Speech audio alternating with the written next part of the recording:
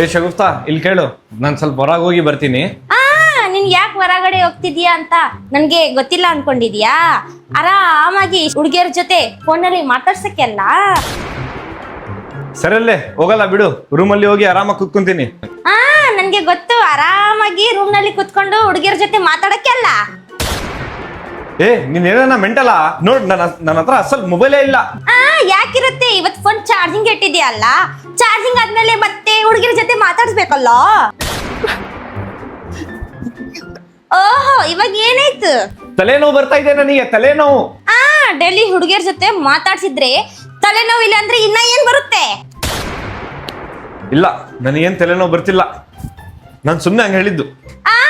Daily ಹುಡುಗಿಯರ ಜೊತೆ ಮಾತಾಡಿದ್ರೆ ತಲೆನೋವು ಏನೋ ಏನಾದ್ರೂ ರೋಗ ಬರ್ಲಿ ಗೊತ್ತಾಗಲ್ಲ. ಏನಾಗಿದೆ? ಏನಿಲ್ಲ.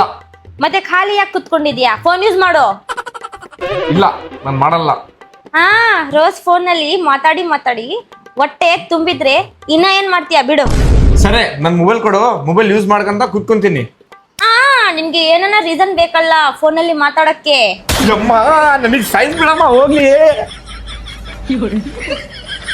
ಈ ವಿಡಿಯೋ ನಿಮಗೆ ಏನನ್ನ ಇಷ್ಟ ಆದ್ರೆ ನನ್ನ ಚಾನಲ್ನ ಸಬ್ಸ್ಕ್ರೈಬ್ ಮಾಡ್ಕೊಳ್ಳಿ.